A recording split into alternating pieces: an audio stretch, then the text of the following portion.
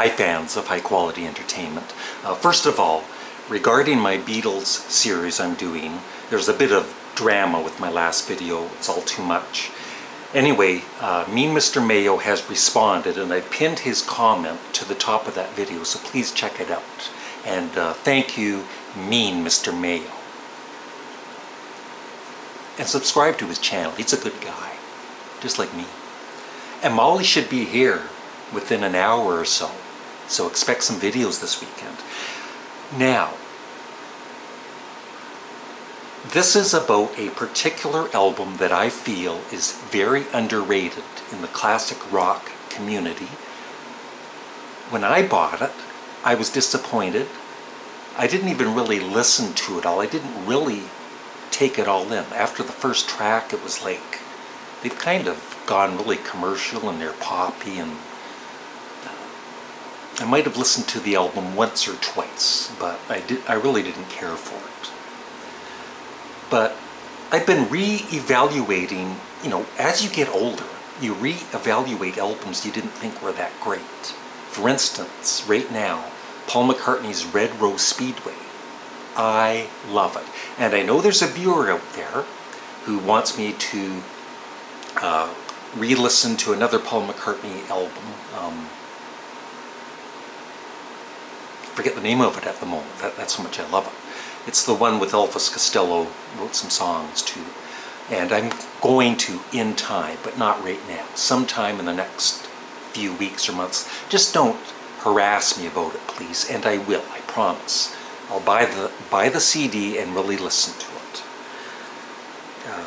But Red Rose Speedway is awesome. I mean, it's not as great as Ram or Band on the Run, but it's a really, really good album. And so I'm going to do a review on that someday. But the album I want to talk about is by a band called Blue Oyster Cult. Their debut album, it's known as a classic, a 10 out of 10 for me.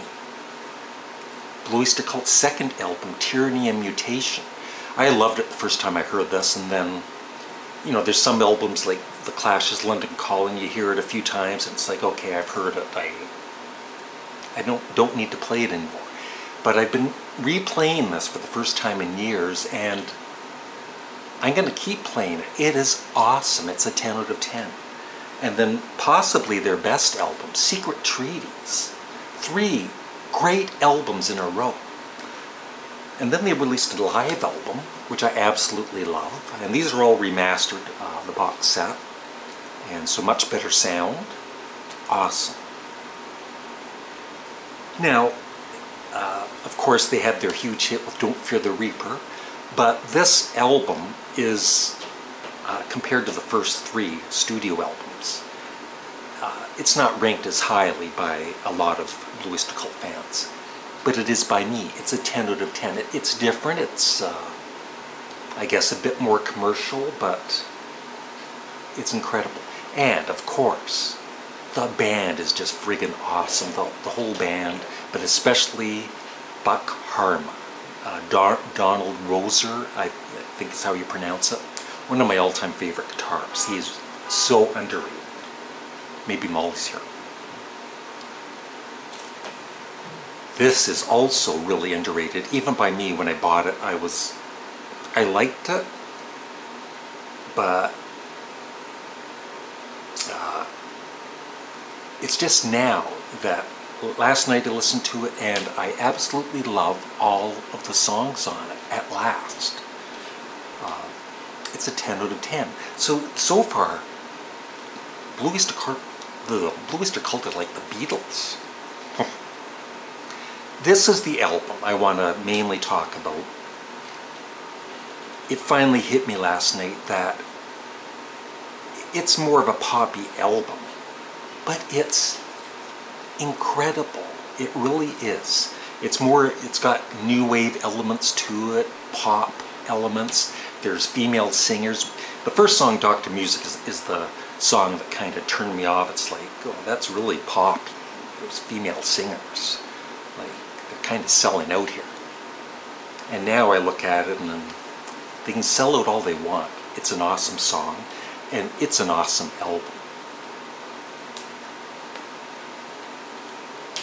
And even more awesomer, probably, is their return to harder rock with Cultosaurus Erectus. Although I have to admit, after Black Blade and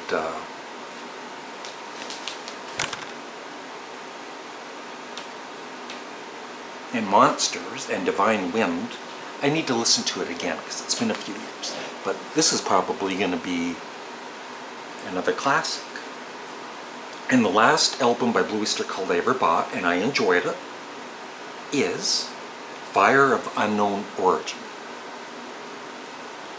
And I'm going to have to, re-evaluate this. This might be a 10 out of 10, I don't know. But I do remember there's just so much great music out there. And some people think I'm really Beatles obsessed, excuse me. But it's just that when I do Beatles videos, they get the most comments, the most views. But I definitely love all kinds of different artists. And Blue Oyster Cult are one of my favorites. So at some point, I'm going to maybe, in time,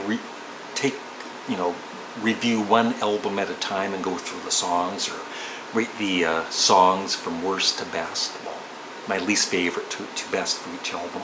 And then these I never have gotten into. I've heard them once or twice, and I wasn't that impressed. But maybe they're better than I think they are.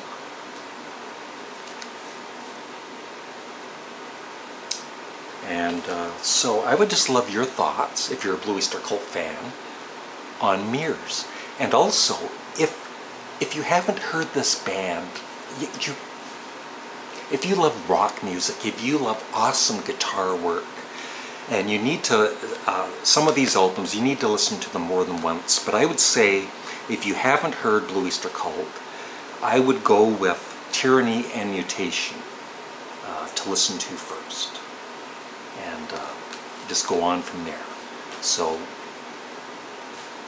Blue Oyster Cult, one of my favorite bands ever. Thanks for watching. Have a great day.